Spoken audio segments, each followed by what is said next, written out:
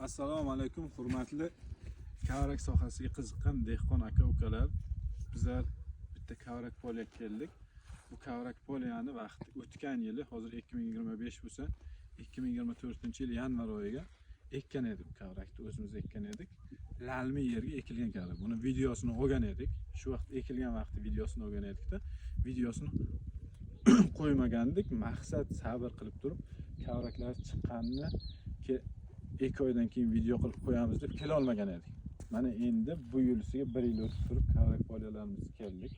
O'tgan yil chiqqan, mana bu yil chiqqanlardan endi video qilib turib, xudo xolasa video qilib qo'yaveramiz. Mana bu kavraklar. Mana shu yerga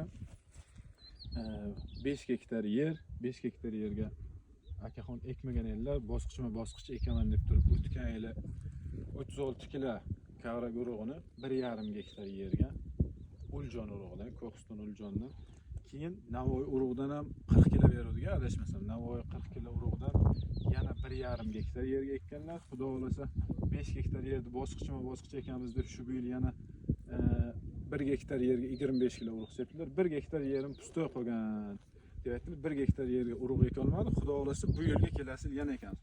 Mana bu o'tgan yil 2024-yil yanvar oyiga ekilgan kavraklar, kavrak urug'idan ekilgan, lalmi yerga urug'idan ekilgan kavraklar.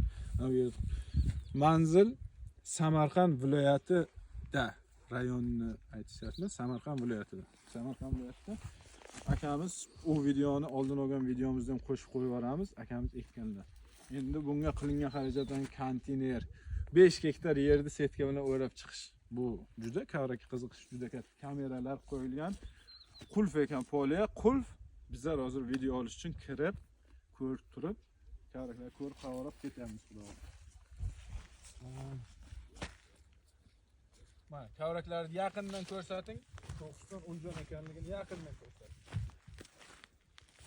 Kavraklar qanaqa chiqqan?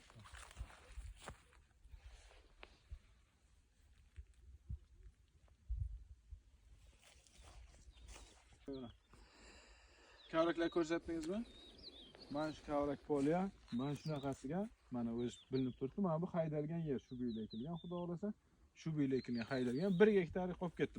Ayb bizdan bo'ldi, 1 gektar urug' ta'minlab berib olmak, sal urug' yetishmovchilik, xudo xolasa. Bu yiliga ekib beramiz inshaalloh. Video yoqqan bo'lsa, kavrakka qiziqayotganlar bo'lsa, bitta like kutaman. Keyin kavrakni to'liq o'rgataman deb videolar qo'yganman, ko'p kishi kommentariyaga yozyapti. O'rgating bosqichma-bosqich.